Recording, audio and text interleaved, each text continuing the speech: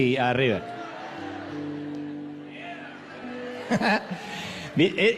Lo más lindo de sembrar en esta maravillosa gente, así como en Cuba, es que son muy demostrativos.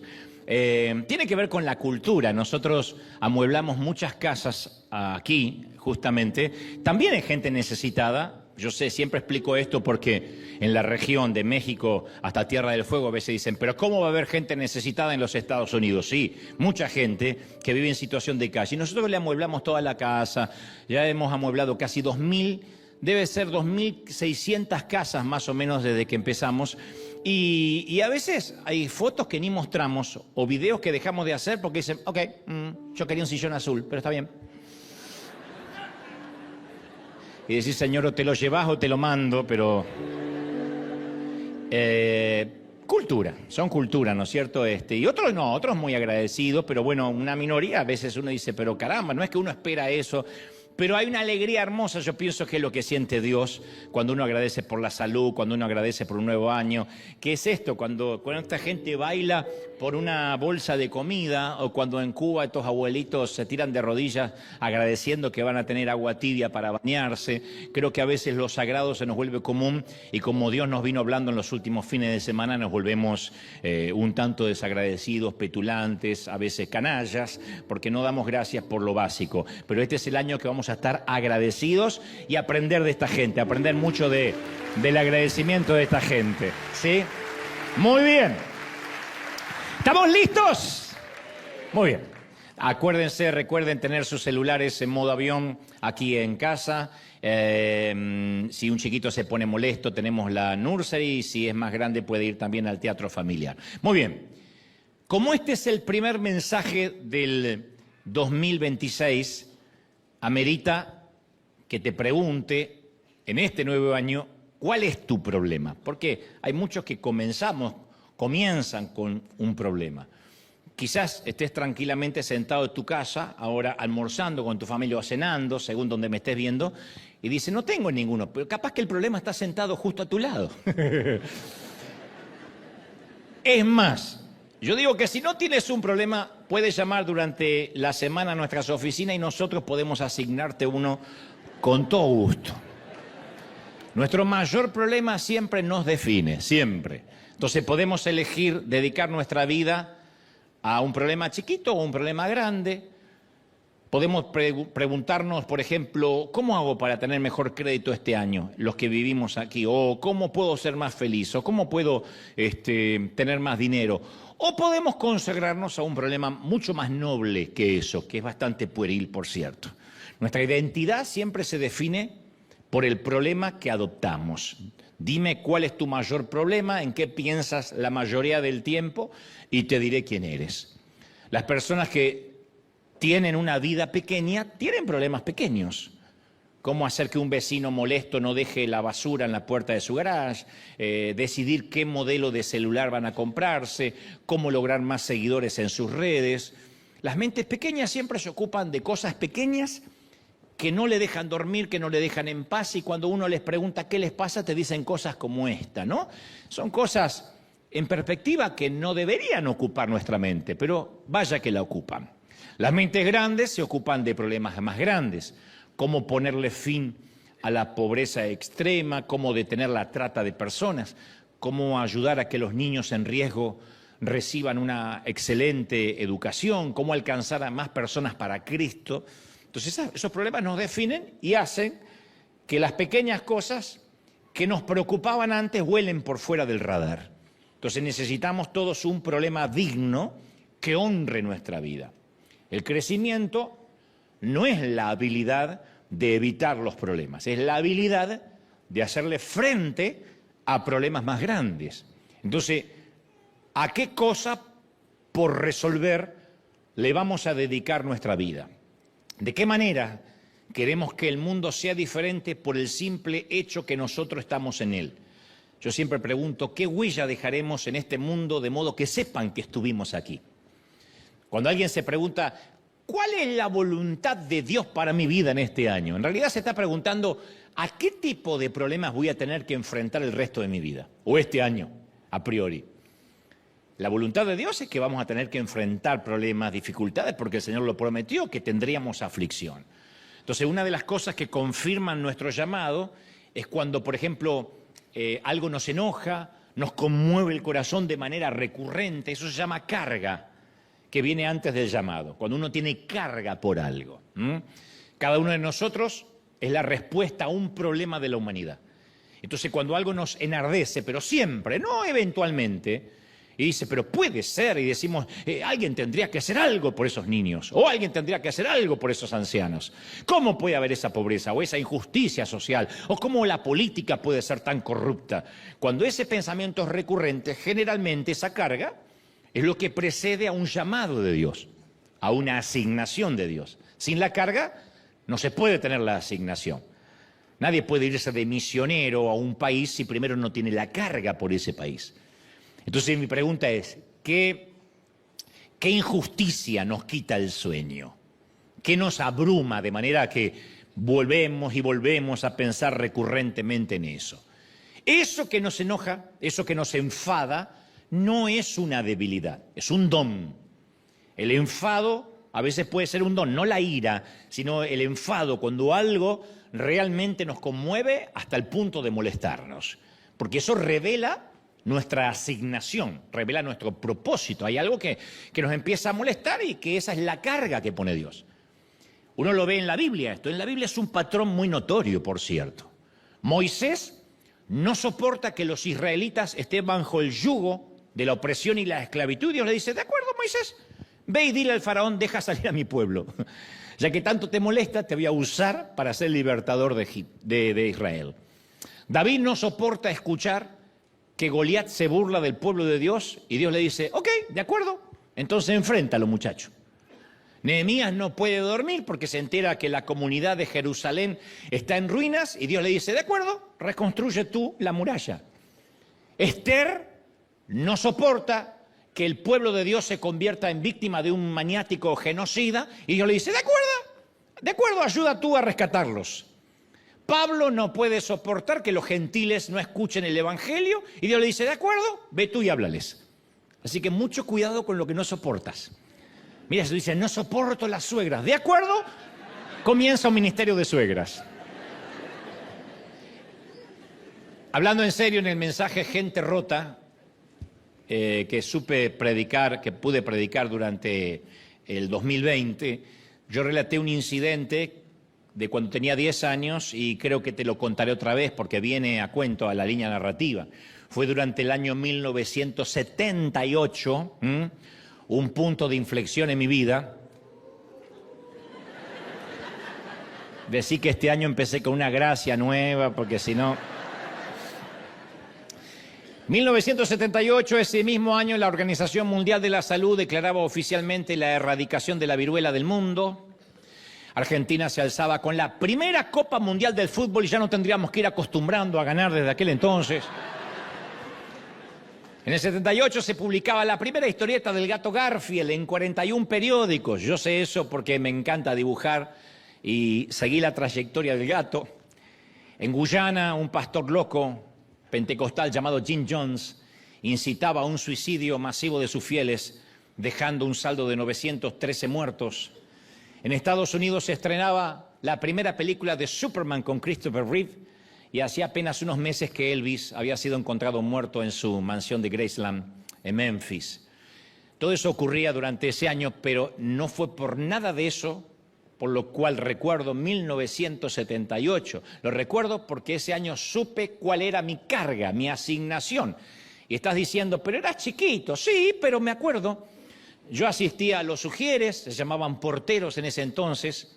En realidad había un par de porteros y yo lo ayudaba y le daba la bienvenida a la gente. Durante esa semana una mujer había llamado por teléfono a la iglesia pidiendo indicaciones sobre cómo llegar. La mujer explicó que estaba pasando por momentos difíciles y que quería darle una oportunidad a la iglesia. Así que justo antes que comenzara el servicio, que llamábamos culto, yo me ubiqué en la puerta junto al portero, al que llamaremos Roberto para preservar su identidad real. Y la vimos llegar. Nuestra visitante cerró la puerta de un auto desvencijado, la cerró cerró la puerta con la mano que sostenía su cigarrillo. Vestía jeans apretados, muy ajustados, una camiseta ajustada sin mangas. Yo me acuerdo que traté de dilucidar cuál sería su problema: un novio abusivo, la adicción, la depresión, el abandono, todo eso junto y en ese orden. Entonces Roberto le da su bienvenida religiosa a la joven y le dice: momentito, en esta iglesia vestimos lo mejor para Dios. ¿Esta es su mejor ropa? ¿No le importa lo que pueda pensar Dios? Esa ropa de ramera tienta a los varones de esta iglesia. La mujer quedó paralizada y yo también quedé congelado de rabia sin saber qué hacer. La mujer se volvió, caminó hacia su estropeado auto y se fue, y nunca más la volvimos a ver, obviamente. Roberto dijo: hija del diablo, ya vas a necesitar de Dios. Lo peor no fue eso, sino lo peor que salió el pastor. Roberto le cuenta el incidente y cómo estaba vestida esta mujer, y el pastor dice: hiciste muy bien, esto no es un burdel. En ese momento yo me comprometí, yo sé que lo hice, a resistirme a juzgar a alguien, porque no entendía cómo, si nuestra clientela era ese tipo de gente, si a esa gente queríamos alcanzar, ¿por qué le pedíamos que cambie antes de entrar? Y me prometí jamás, si de mí dependiera, expulsar a nadie de la iglesia, ni por su aspecto físico, ni por su inclinación sexual, y mucho menos por su vestimenta. Pero fundamentalmente me comprometí a jamás convertirme en alguien como Roberto, y mucho menos como aquel pastor. Entonces sentí que el dolor no cabía en mí. Yo era chico, pero recuerdo el dolor que tenía, porque no lo podía entender. Decía: no, Señor, yo no puedo creer. Digo, no puedo creer, me enoja que haya tantos legalistas poniéndole trabas y leyes ridículas a quienes quieren acercarse a ti. Y Dios me dijo: de acuerdo. Te voy a prestar los oídos de la gente y dedicarás tu vida a quitar esa cautividad religiosa y mental de los religiosos. Eso te vas a dedicar. ¿De acuerdo? Si eso es lo que te enoja. Entonces de tanto en tanto alguien me escribe: ya, Dante, deja tranquilo a los religiosos, parece que tienes un trauma. ¡Claro que tengo un trauma! ¡Sí! El otro día me dijeron: tenés un trauma que no podés resolver. ¡No! Obvio que veo a un religioso y me agarra urticaria. Cuando alguien pone trabas para que alguien no pueda llegar a Dios, y son trabas ridículas, a veces culturales, porque cualquiera de las damas presentes aquí, si va entre los musulmanes o a ciertos sectores de Israel, no la dejarían entrar por su vestimenta, lo cual habla que tiene que ver muchas veces con cultura, y a veces por la cultura la transformamos en doctrina. El punto es que siempre hay una experiencia temprana que nos trajo hasta aquí. Y esos momentos son más que memorias del pasado. Son los lentes, los filtros, a través de los cuales percibimos el presente, afortunadamente. Si algo nos molesta, si algo nos enfada, justamente esa es la carga que nos asegura que nuestra asignación va por ahí. Un querido amigo tuvo un serio problema cardíaco, terminó en el hospital, pensaron que debería haber muerto, pero no fue así. Entonces, cuando abrió los ojos, recuerdo que él preguntó: ¿por qué todavía estoy vivo? ¿Por qué estoy aquí? ¿Por qué estoy aquí? Porque él pensaba que no la contaba. Y creo que esta es una gran pregunta que deberíamos hacernos todos a esta altura del año, sin tener que pasar necesariamente por la cama de hierro de un hospital tras un biombo. ¿Por qué estoy aquí? ¿Por qué sigo vivo? A ver, tengo un año más de vida para pasarme horas haciendo maratones de Netflix o subiendo videitos a TikTok. ¿Ese es mi meta, de verdad? ¿Cuál es el propósito por el cual Dios nos mantiene todavía consumiendo oxígeno? Es una pregunta que a mí me parte la cabeza. Digo: Señor, ¿por qué me has dado vida? Un hermano mío murió a los 46 años de un ataque cardíaco. Otro murió a los 60. Yo podría haber partido también, porque se supone que ese problema cardíaco viaja en los genes de la familia. Sin embargo, Dios me mantiene vivo y yo digo: ¿por qué me das un año más de vida? Como dije, siempre que Dios llama a alguien, lo llama a enfrentar un problema. Y cuando aceptamos el llamado de Dios, todos queremos saber con anticipación: ok, enfrentaré un problema, pero ¿a qué exactamente me estoy enfrentando? ¿En qué me estoy metiendo? Y esto es lo que te quiero decir para que te lo grabes siempre. Dios nunca te va a dar esa información con antelación. Nunca. Nunca, jamás. Never, jamás de los jamones. Nunca. Nunca Dios nos va a dar con antelación en qué problema nos vamos a meter. Y eso es muy bueno. Porque si supiéramos en qué nos estamos metiendo, nadie aceptaría un llamado de Dios. Nadie. Hace más de 30 y tantos años, una profecía que me dieron: te he dedicado, te he llamado a que me dediques tu vida, pastor de los jóvenes te dirán, te entrego los medios de comunicación, te prestaré los oídos de la gente. Y yo dije, qué lindo, porque todo me sonó glamoroso. Pero el Señor siempre me evitó los pequeños detalles de la travesía. Porque si Él me hubiese dicho, me vas a servir, debes saber que te van a criticar sin piedad. La mayoría de los pastores colegas te harán a un lado, te discriminarán, te llamarán payaso, levantarán falso testimonio. Serás tan amado como odiado visceralmente. Vas a terminar acostumbrándote a que te maldigan y muchos creyentes soñarán y orarán para verte arder en el infierno. Yo habría respondido, Señor, si no te importa, elige a otro. Yo no estoy listo para tanto sentimiento de rechazo, no estoy listo. Pensé que era pararme entre las multitudes y ser feliz. Entonces, si Dios nos dijera con anticipación lo que incluye su llamado, la mayoría nos esfumaríamos antes de aceptar. Entonces, y que Dios nos diga cómo va a ser, está sumamente sobrevaluado. Esos que dicen, Dios ya me dijo cómo, es muy raro. Generalmente Dios dice, ve, sal, baja, camina, sube, punto. Es una palabra a la vez, es un paso a la vez. Por eso siempre decimos, lumbrera a tus pies es tu palabra, a mis pies, perdón, lumbrera a mis pies es tu palabra, es un paso a la vez. Porque Dios solo espera que enfrentemos nuestro problema asignado confiando en Él todos los días. Pregunto otra vez, reformulo, ¿qué pregunta nos parte el corazón este año? O a principios de este año. Porque no todo el mundo ve los problemas de la misma manera. Algunos enfrentan sus retos con miedo, otros con fe. Este último fue el caso de dos tipos duros, y cuando yo repaso sus historias compruebo efectivamente de que casi ya no hacen hombres así. No obstante, sus historias merecen que las recordemos hoy.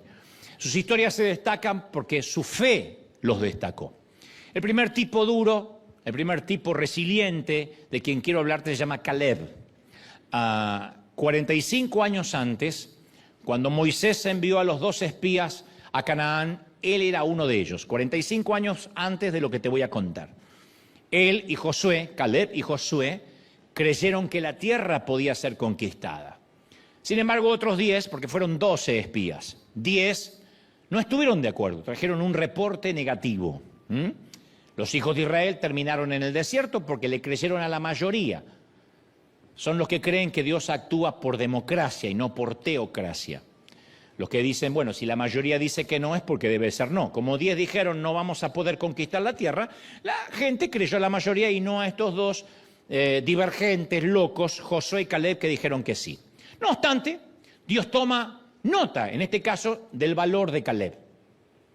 Sus convicciones eran tan sorprendentes cuando dijo, sí podemos conquistar la tierra. Fue tan convincente que Dios le hizo un elogio, un halago, que haría sonrojar a cualquier santo. En Números 14:24, Dios dice, mi siervo Caleb tiene un espíritu diferente. En unas versiones dice otro espíritu, pero me gusta la versión que dice, tiene un espíritu distinto, es un distinto. Y me ha obedecido fielmente. Qué lindo que Dios nos diga, eres un distinto. La peor cuando nos dice, eres parte de la manada. O te pareces a todos, pero me gusta cuando alguien a mí me ha dicho alguna vez, eres un distinto, ya sea para decirme que estoy loco, pero eres un distinto. ¿Qué te parecería tener estas palabras en tu currículum de vida? Que Dios diga, eres un distinto para mí, tienes un espíritu distinto, diferente. Y yo me pregunto, ¿y qué tipo de espíritu capta la atención de Dios? A ver, ¿qué califica como un espíritu diferente de modo que Dios nos lo diga? Bueno, las respuestas comienzan a surgir durante la distribución de las tierras al oeste del Jordán. Cada tribu tenía su representante. Todo el pueblo se reunió en derredor del tabernáculo y los sacerdotes. Eleazar, el sacerdote, tenía 2 urnas Una contenía los nombres de las tribus y la otra el nombre de los territorios.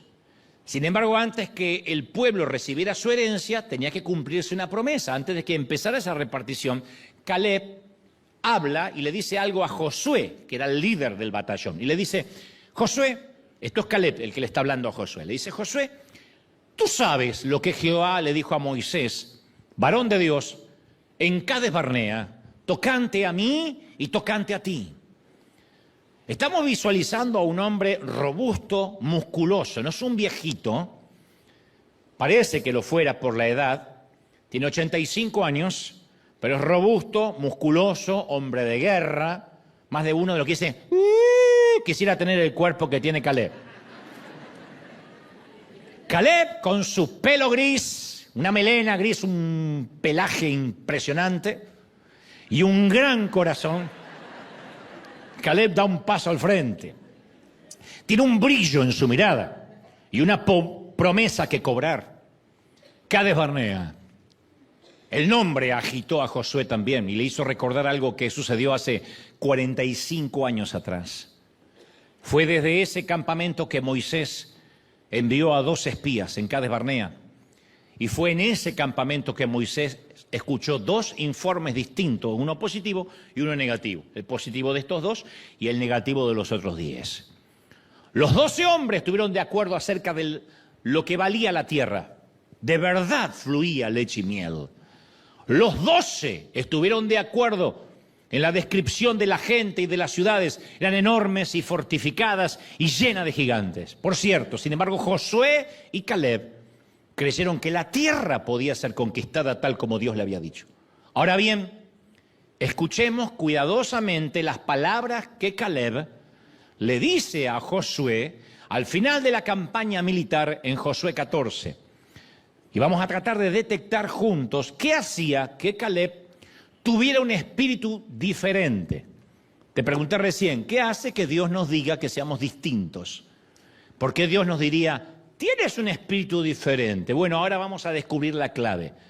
Y para descubrir la clave yo voy a puntuar cada palabra que a mí me parece determinante para que juntos nos demos cuenta que hay un patrón narrativo en el discurso de Caleb. Insisto, repito, Caleb va a preguntarle a Josué si la promesa se va a cumplir.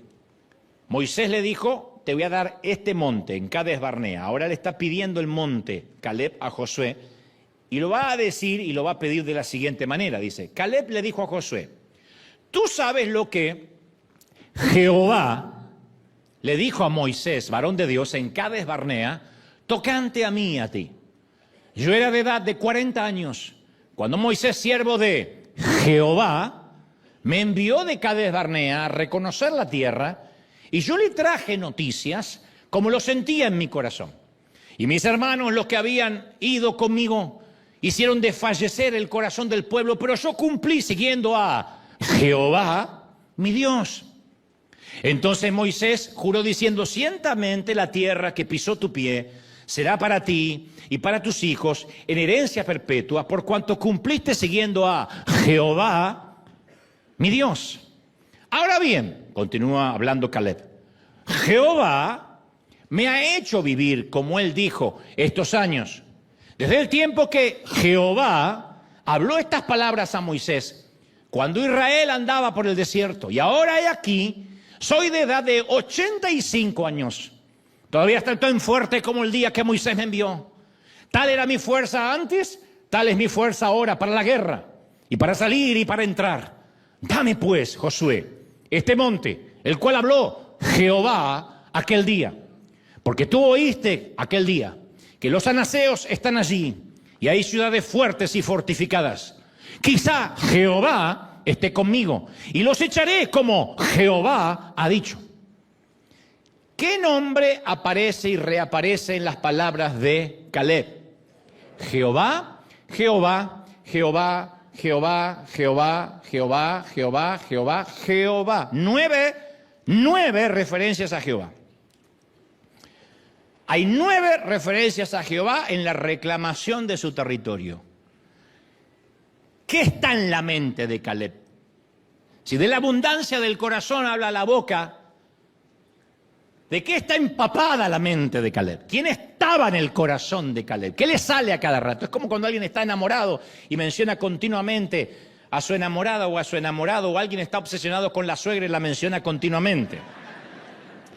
¿Qué causó que Caleb tuviera un espíritu diferente?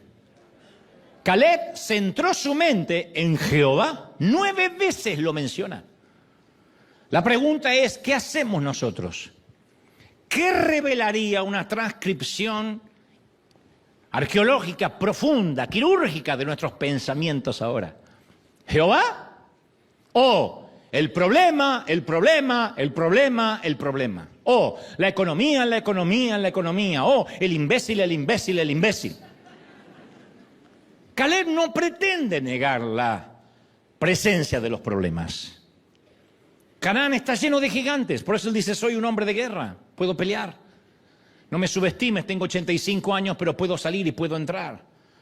La gente como Caleb no es ingenua, no es párvula, sin embargo, sumerge su mente en los pensamientos de Dios. Caleb era un distinto, tenía un espíritu diferente porque empapó su mente de Jehová, de Dios. Y el salmista nos enseña a hacer esto.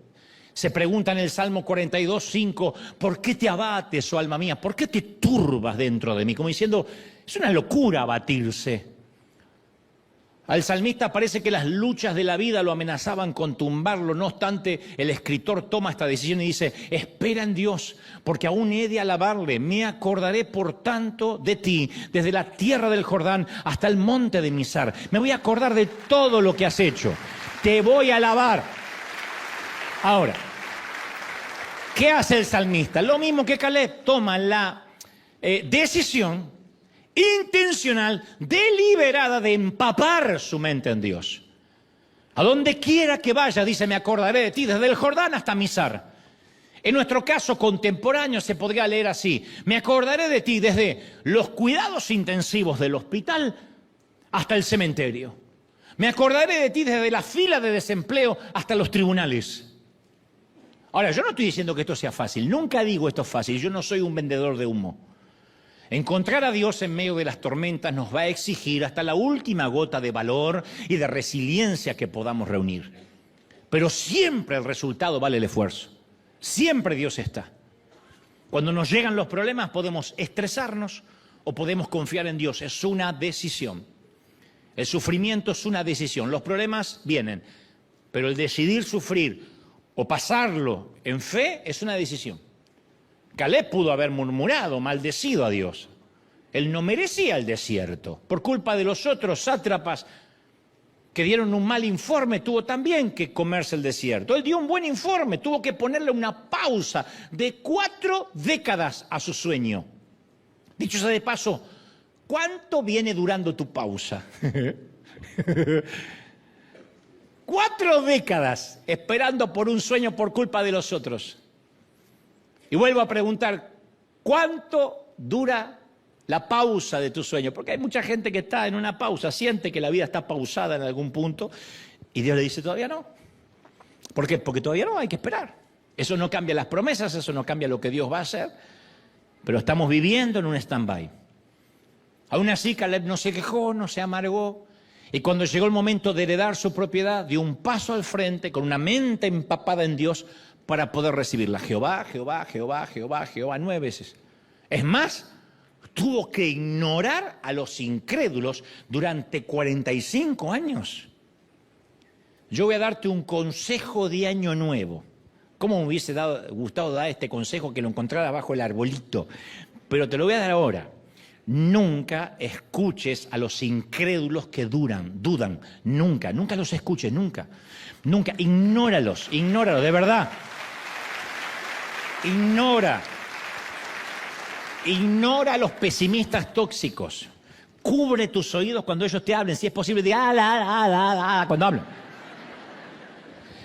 Ahora, la gente tiene derecho a decir lo que quiera y más con la impunidad y la inmunidad de las redes puede decir lo que quiera, pero tú tienes derecho a ignorarlos. El que ellos estén entonando canciones deprimentes cortavenas no significa que tengas que unirte al coro. Hace unos días se empezó a correr un rumor en mi país que yo podría ser candidato a la presidencia de Argentina. Entonces yo solo mencioné en una entrevista por televisión nacional que no descartaba nada, porque claro, un hombre de Dios, una mujer de Dios nunca puede descartar nada.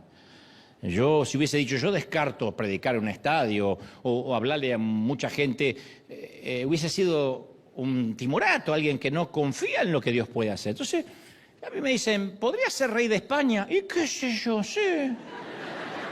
No descarto nada. Y yo lo dije que cuando solo criticamos desde afuera a quienes hacen las cosas mal, pecamos por omisión, no por comisión. Y por lo general, los corruptos terminan enquistados en el poder. Esto en todas las órdenes de la vida. Si la gente buena no hace algo, los malos van a seguir estando. Entonces la gente buena no solo a veces tienes que orar, a veces tenemos que hacer.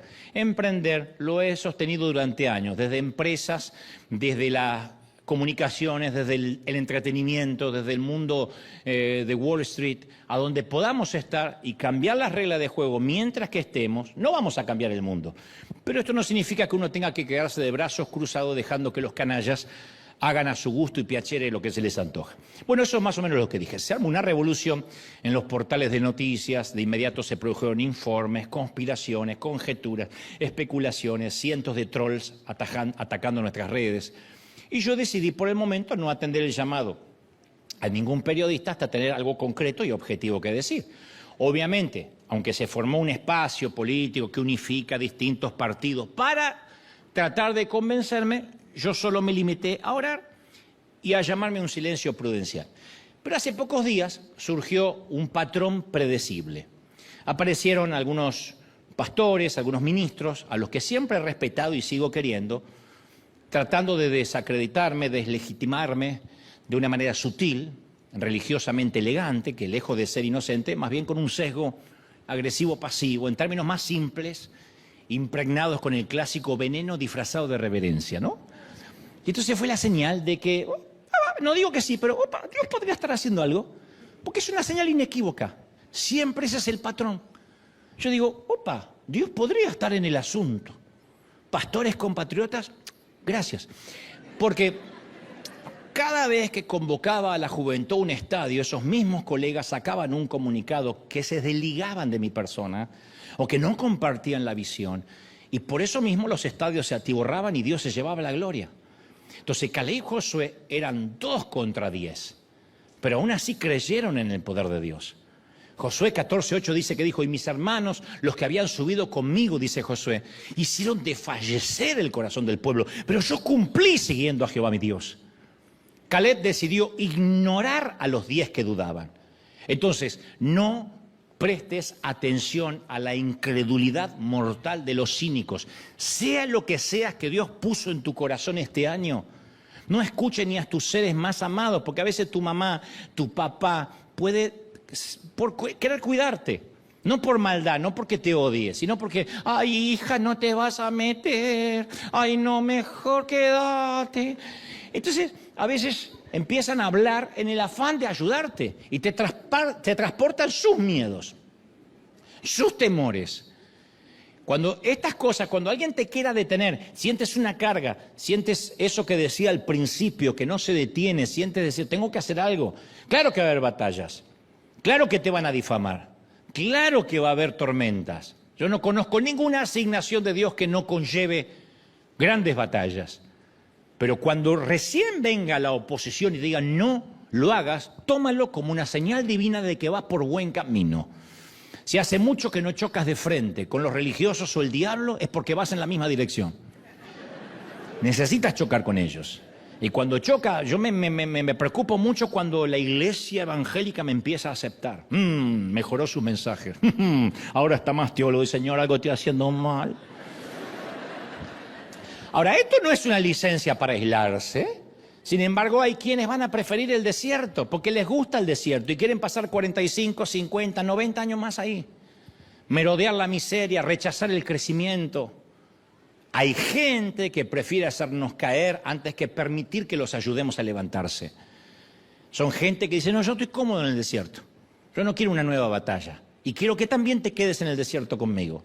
Entonces no te entretenga con los buitres, porque ellos comen muerte y lo deponen. sobre todo aquel que lo escuche. Entonces no dejes que defequen su inseguridad, su temor, sus miedos sobre ti. Este año tienes que decidir regalarte el no.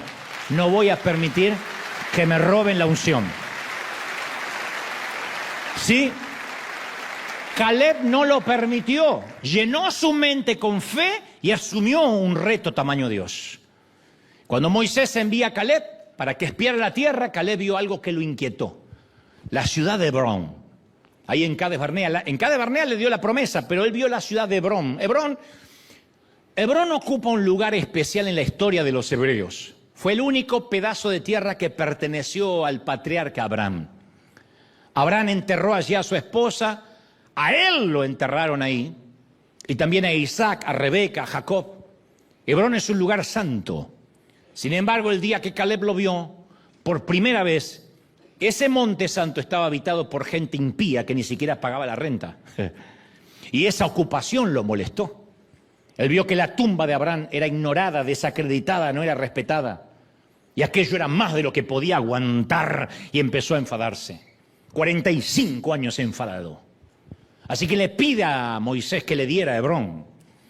Él no pide Jerusalén, que estaba en una posición privilegiada sobre el monte Moriah. No pide el valle de Escol, que tenía unas uvas que crecían tan grandes como ciruelas. Él no habló de Jericó, ni el Jordán, él quería Hebrón. Hebrón, donde Abraham había dormido debajo de sus robles. Hebrón, cuyo suelo conocía la visitación de ángeles, cuya tierra custodiaba las tumbas de la familia más sagrada de los hebreos. Y Caleb, el distinto, el que tenía un espíritu diferente, tenía un deseo: solo entrégame la ciudad de Hebrón y yo me encargo. Supongo que Josué le dice: tiene gigantes, colega. Sí, justamente voy a cobrar mi renta atrasada. Voy a ser el Don Barriga de los hebreos. Es que están fortificados, voy a pelear. Es el monte que Dios me dio. Dios respondió y le dio la tierra a Caleb. Y 45 años más tarde, a la edad de 85 años, el viejo soldado estaba listo para ocupar Hebrón. Dame pues ahora ese monte, el cual habló Jehová aquel día. Nunca se olvidó de la promesa, nunca. Él sabe que él pudo haber cambiado. ¿Cuántas cosas pueden pasar en 45 años? ¡Ah! Una vida. Sin embargo, Dios no cambió la promesa. Y la última vez que veremos a Caleb en esta serie llamada Dos tipos duros, va camino a Hebrón para hacer lo que Dios le prometió hacer. Persiguió al enemigo, reclamó la ciudad. Caleb vivió con un llamado más alto que él mismo. Cualquiera de nosotros a los 85 años estaríamos pensando en el retiro, en el crédito, en una cabaña, en nietos, en no hacer más nada. Pero él quería morir con una asignación más alta que él. ¿Cuál es esa asignación para nosotros? ¿Cuál es nuestra misión? Tal vez la razón por la cual nuestros problemas se sienten grandes es porque nuestra causa es muy pequeña. Capaz que necesitamos centrar la mente en problemas más grandes. Porque cuando nuestra causa, nuestra asignación es grande, los problemas nuestros se achican, se achican. La Madre Teresa decía siempre: lo que menos pienso es en qué ropa me voy a poner, porque todos los días tengo que lidiar con leprosos que pierden sus extremidades comidas por las ratas. Entonces tenemos una misión este año por la cual valga la pena vivir. Mis queridos, necesitamos un Hebrón que podamos reclamar para su gloria.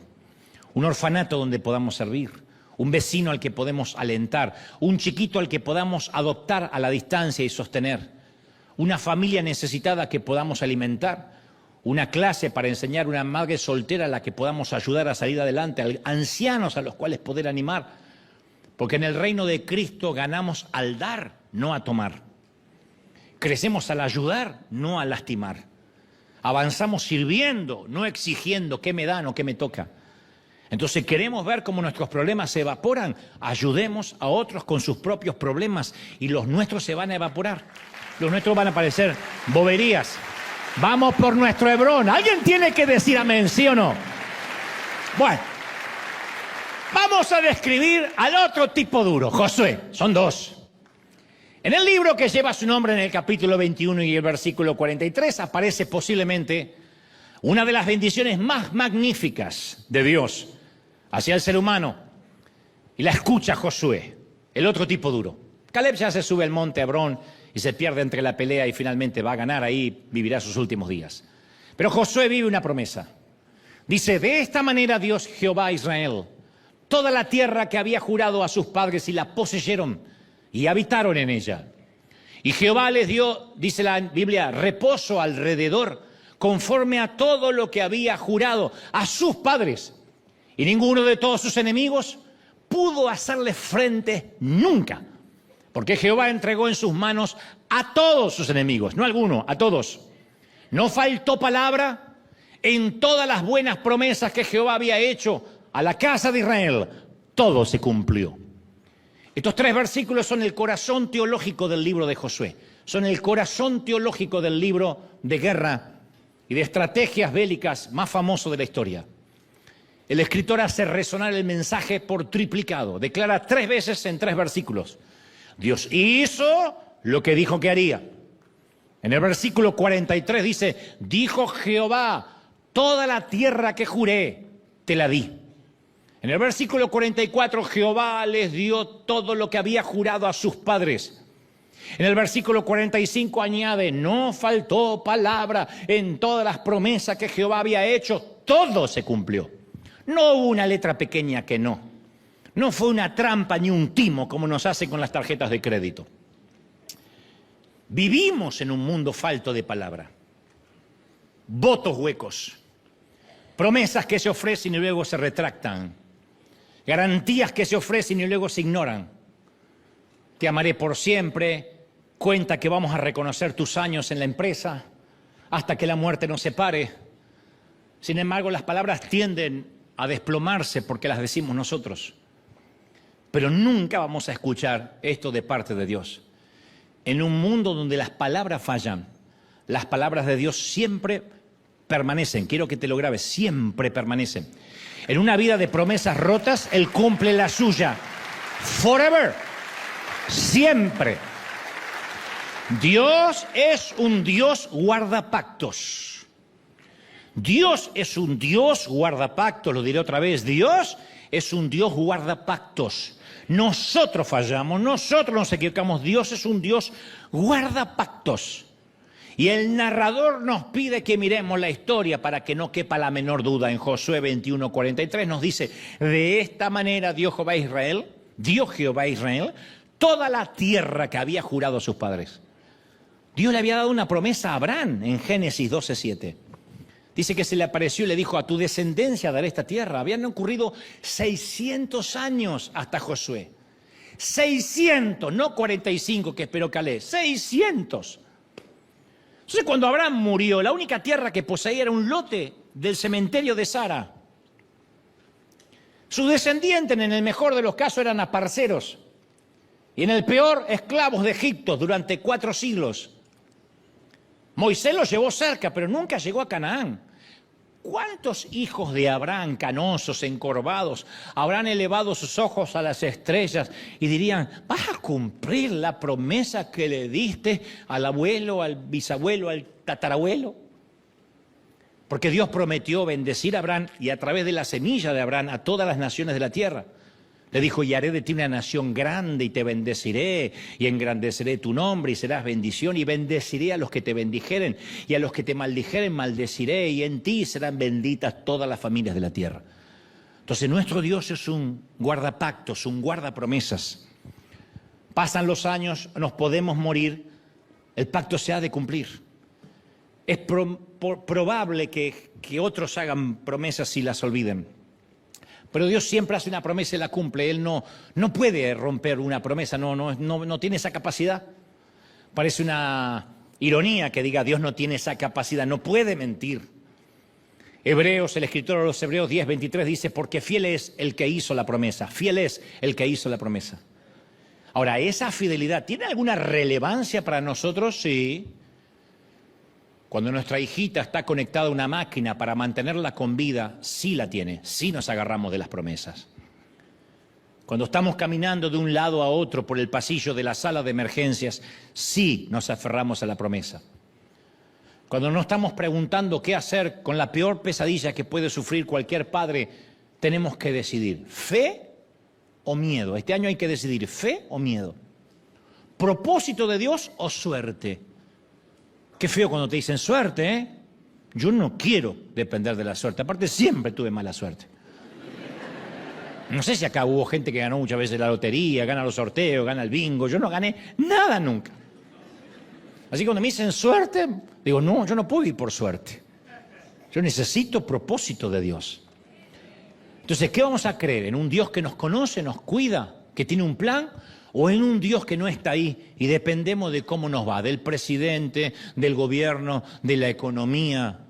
Pobre de nosotros. Entonces nos toca decidir en quién vamos a creer. Nada merece más nuestra atención que los pactos de Dios. Dios es un guardapactos. Lo creyó Caleb, lo creyó Josué. Ninguna palabra escrita en papel delante de un escribano o un notario público jamás nos sostendrá como las promesas de Dios. Para el afligido, Salmo 35, si por la noche hay llanto, por la mañana habrá gritos de alegría. Para el deprimido, Salmo 34, 19, muchas son las angustias del justo, mas el Señor te librará de todas ellas. Para el enfermo, Salmo 41, 3, el Señor te confortará cuando estés enfermo, te alentará en el lecho del dolor. Para el que se siente solo, Isaías 43, 2, cuando pases por las aguas no te anegarán, ni la llama arderá en ti. Para el que se está muriendo, Juan 14, 2, en la casa de mi Padre muchas casas hay, voy a preparar un lugar para ti. Para el pecador, 2 Corintios 12, 9, te basta con mi gracia. Entonces Dios es un guardapactos y hay pactos para todo el mundo y hay que creerlos y decir, son míos. Alguien tiene que decir amén, ¿o no? Tenemos que buscar los pactos de Dios como un minero que excava buscando oro. Y una vez que encontramos una pepita, hacerla nuestra, esta pepita es mía.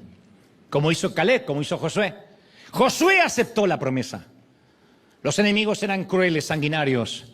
Los hombres de Josué eran inexpertos. Sin embargo, contra toda posibilidad y diagnosis, Dios garantiza la conquista. Dice en Josué 1:5, nadie, mira qué lindo, nadie te podrá hacer frente en todos los días de tu vida. ¿Alguien quiere una promesa así? Nadie te podrá hacer frente en todos los días de tu vida. Como estuve con Moisés, estaré contigo, no te dejaré ni te desampararé. Eso es una pepita de oro. Yo quiero eso para este año. Nadie te podrá, Dante, hacer frente en todos los días de tu vida. Como estuve con otros, con tus padres, estaré contigo, dice el Señor. ¡Aleluya! Dios le dice, Josué, ¿Jericó tiene muros altos y gruesos? Claro, sí, pero me tienes a mí. ¿Tienen los amorreos ventaja numérica y además están peleando en su tierra natal? ¿Juegan de locales? Sí, lo tienen. Pero tú tienes de tu lado al Rey de los cielos. ¿Tienen los enemigos más carros, más experiencia y mayor artillería? Sí, son fuertes, pero yo soy más fuerte. Entonces a nosotros nos hace la misma promesa. De hecho, el escritor a los Hebreos 13:5 cita las palabras en su epístola y dice, porque él dijo, no te desampararé, ni te dejaré. De manera que podemos decir confiadamente, el Señor es mi ayudador. Agrego, en este año no temeré lo que me pueda hacer el hombre. No temeré, el hombre no me puede hacer nada. ¿Están conmigo, sí o no? Ese es el punto central de los discursos de Josué. A lo largo del libro de Josué, que es un libro de guerra, Dios es quien pelea. En su llamado a la batalla, Josué les dice a sus hombres, tomen posesión del territorio que el Señor les da como herencia. Y luego replica y les dice, Dios nos ha dado reposo y nos ha entregado esta tierra. En la víspera del cruce del Jordán, Josué declara, el Señor va a realizar grandes propósitos entre ustedes. Y cuando estuvieron ya parados en la ribera oeste del río, les dice, Jehová, nuestro Dios, secó las aguas del Jordán. En las afueras de Jericó añade Josué y dice que les ordena, griten porque el Señor nos ha entregado la ciudad. Toda la historia de Josué es así. Dios reclamando, Dios dando, Dios defendiendo, Dios peleando. ¿Queremos eso para este año? Dios pelea por nosotros. Dios pelea por nosotros, gente. Dios pelea por nosotros. ¿Sí o no? Ahora, Josué está por ingresar a la tierra. Te conté qué pasó con el otro tipo duro que se fue a reclamar Hebrón. Y en la última imagen del capítulo anterior lo vimos perdiéndose en el horizonte. Pero ya te expolié que finalmente ganó la batalla. Ahora le toca a Josué. Este es su último gran discurso ante su infantería de guerra. Están por tomar la tierra. Entonces imagina al comandante parado ante su ejército para pronunciar uno de sus más grandes y épicos y últimos mensajes. Cuando José murió, tenía 110 años. Así que debió haber tenido esta edad cuando dio su último discurso militar. Tiene una melena y un pelo blanco y una barba que le llega hasta el pecho. Su espalda está un poco encorvada, pero trata de ponerse derecho y su voz es fuerte.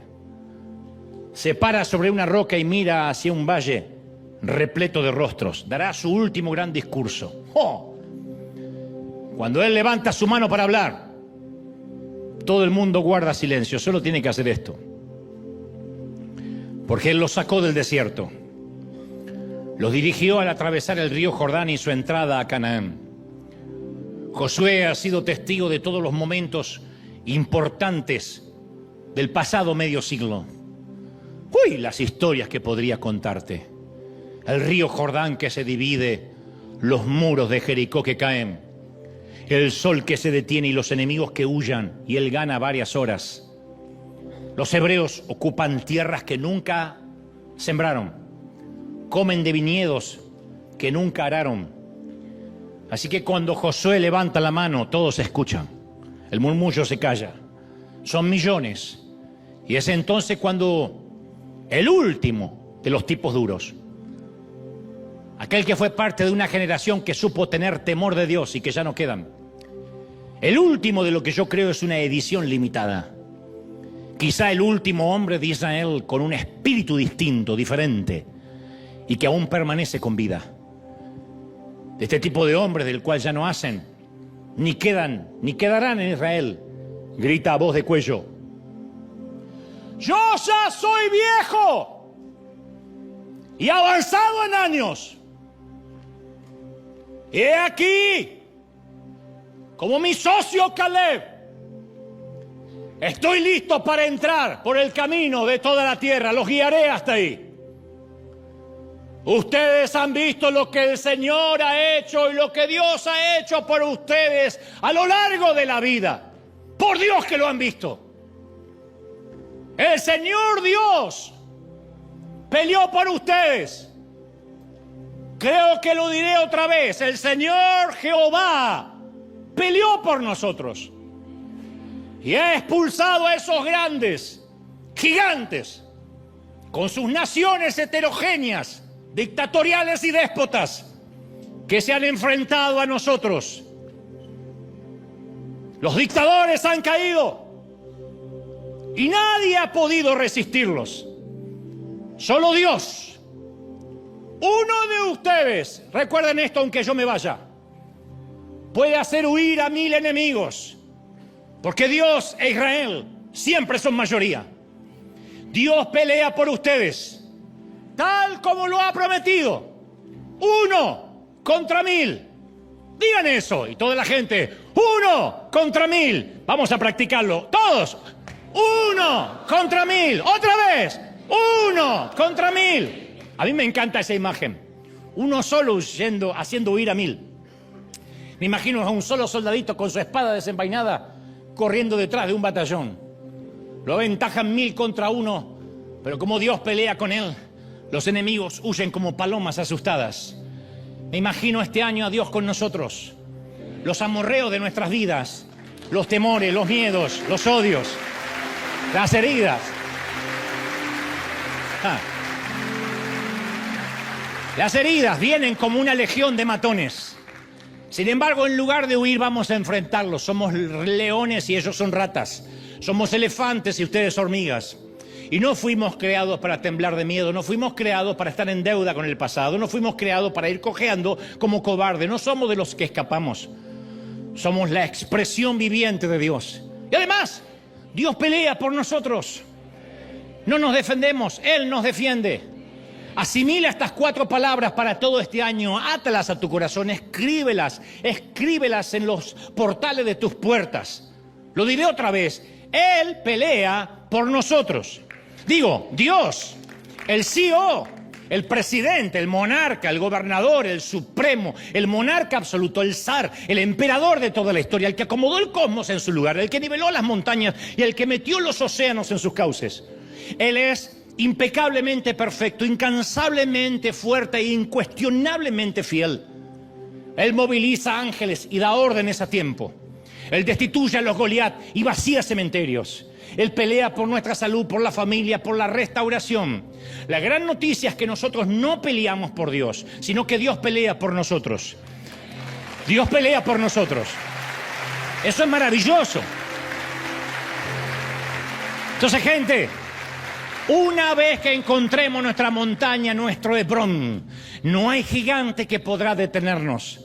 No hay edad que pueda descalificarnos. No hay falta de estudio que pueda desacreditarnos. Ni problemas que nos derroten. No hay trolls. No hay gente que nos pueda atacar. No hay gente que pueda decir vamos a destruirte. Porque después de todo, nosotros, Josué y Caleb, sí tenemos algo en común. Quizás no seamos aquellos tipos duros, pero sí tenemos un espíritu diferente. Y estamos hechos de eso. Somos distintos. Somos distintos.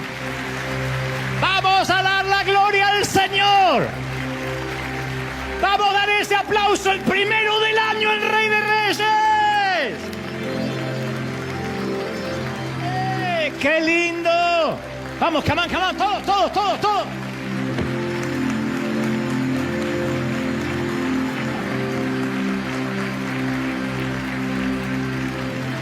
¡Vamos! 1 contra 1000. 1 contra 1000, dice el Señor. 1 contra 1000. ¡Uy! Vamos, ese grito de júbilo. 1 contra 1000.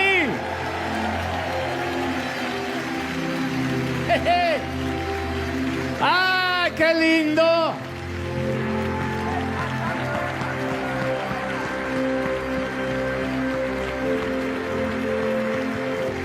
¡Ah!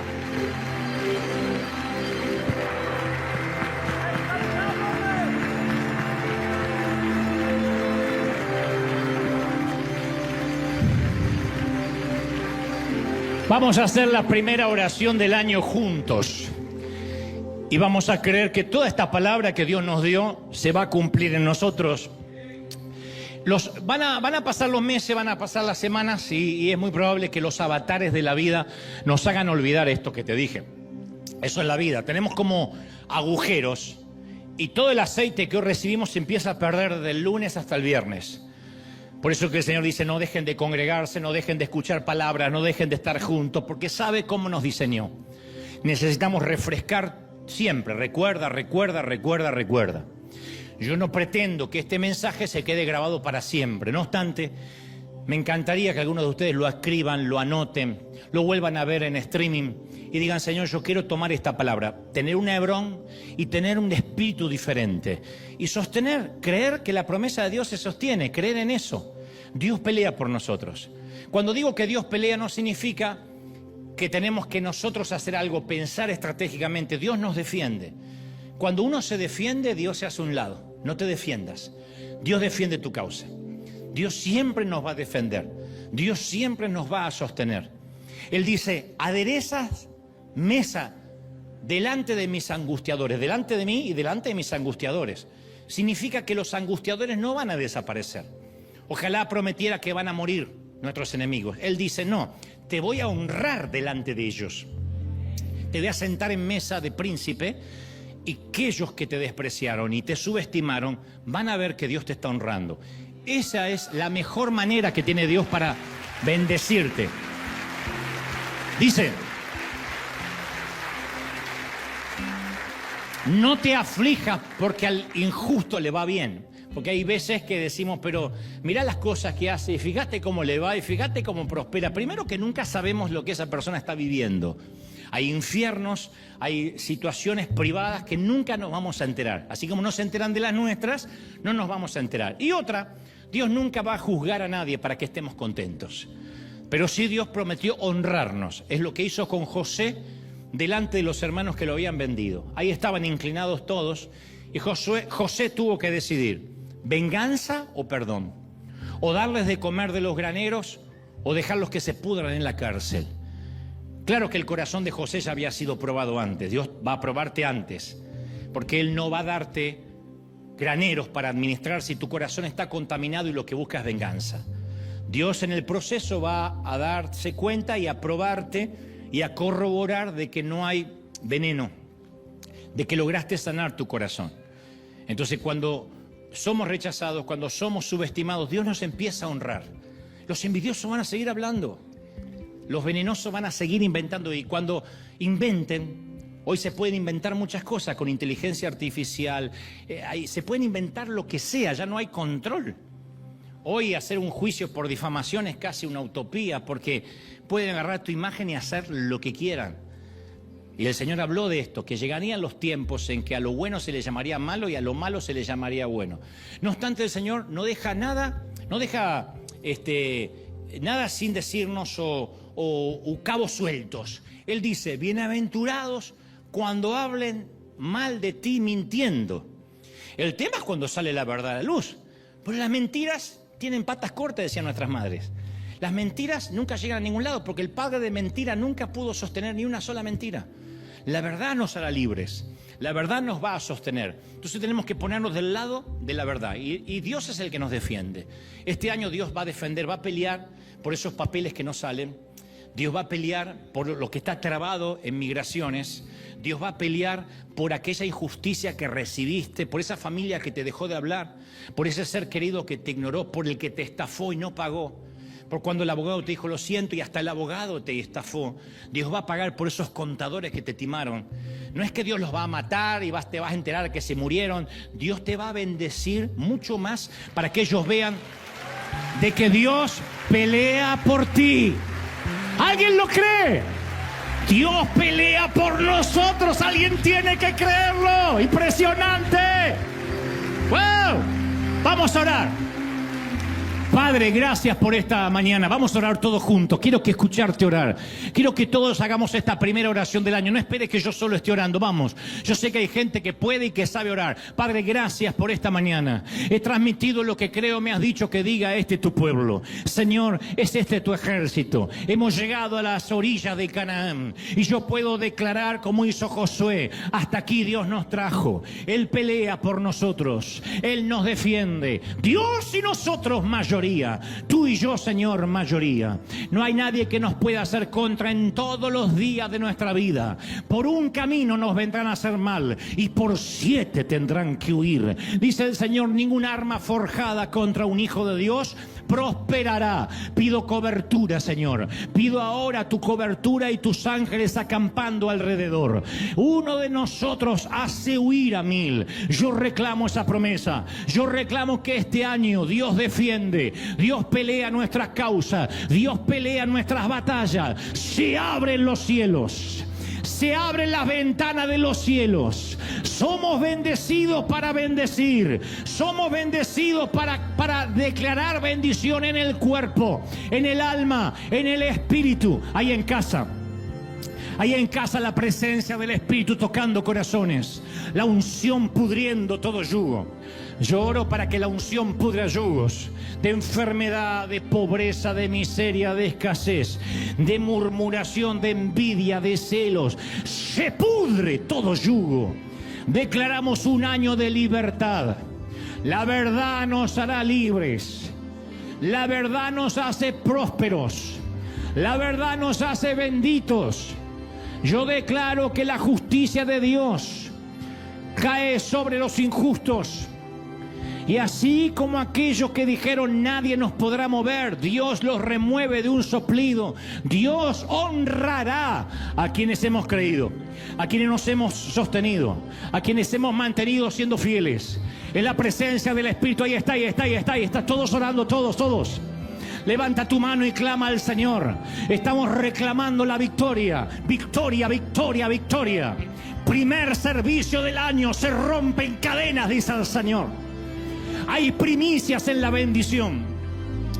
Hay promesas que habías olvidado, me dice el Señor, que estaban anotadas en un cuaderno y dijiste ya no se va a cumplir.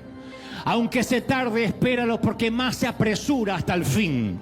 Espérala, porque esa visión fue escrita para que leas de corrido y creas de que se va a cumplir, de que los días se acercan, los tiempos de pausa se terminan, los tiempos de libertad vienen. He aquí, llegado el tiempo, dice el Señor, seréis libres. Los yugos se caen, los cerrojos se rompen, las cadenas se desmenuzan, dice el Señor. Yo soy el Dios que libera, el Dios que prospera, el Dios que sana, el Dios que rompe cadenas. Todos. ¡Wow! Impresionante. Presencia del Espíritu sopla ahora. Se abren los cielos. Se abren las ventanas de los cielos sobre niños, jóvenes, ancianos y adultos. Es la gloria del Espíritu soplando. Impresionante. Padre, en casa, a los que nos han acompañado y nos van a acompañar todo este año a través del streaming, bendigo tu hogar, bendigo tu sala, bendigo tu living, bendigo tu habitación, el baño, donde sea que estés viendo. Que no falte alimento, que no falte la prosperidad, que sepas que Dios pelea por ti. Los que están esperando la orden de desalojo, los que están esperando que los quiten, los que están diciendo, Señor, ya no hay solución. Los que están en hospitales oyéndome o viéndome en cárceles, privados de su libertad. Aquellos que están en cuidados intensivos. El Señor me ha mostrado gente que está en enfermerías, en hospicios, en nosocomios, en sitios psiquiátricos, en clínicas psiquiátricas. Dios me dice, eres un distinto, te he dado algo que no le he dado a nadie y eso te ha hecho diferente. No te han entendido. No obstante, este es el año donde el Señor va a pelear por ti, va a defender tu causa. Él va a poner abogados, Él va a poner gente honesta, Él va a poner un nuevo manager, Él va a reemplazar a aquellos que te estafaron. Hay gente que te ha detenido. Son los amorreos que se han venido a asociarse a ti. E ingenuamente has pensado que venían a sumar a tu vida. No. Han venido a drenarte, a deponer, a dejar su deposición de veneno sobre ti. Y es tiempo de cortar, es tiempo de bloquearlos, aunque se hagan llamar representantes, testaferros, manager, abogados. Dice el Señor, son gente que te ha robado, te ha drenado, te ha quitado la bendición. Y esos amorreos tienen que ser quitados de tu vida. Sal de tu tierra, sal de tu parentela, toma la tierra que Dios te dio. Ve Puerto Hebrón y dile, Señor, tú me has dado una promesa. Tal era mi fuerza antes, tal es mi fuerza ahora. Estoy para entrar a la guerra, estoy para salir. No he envejecido, al contrario, tengo más. En el caso de los hombres tienes que decir, tengo más testosterona que nunca. En el caso de las mujeres tengo más estrógeno que nunca. Estoy más fuerte que nunca. Y el Señor no podrá detener lo que dijo que ha hecho en mí. Su fidelidad es para siempre, se mantiene. Te bendigo. Hasta el domingo que viene, gente del mundo. Chao.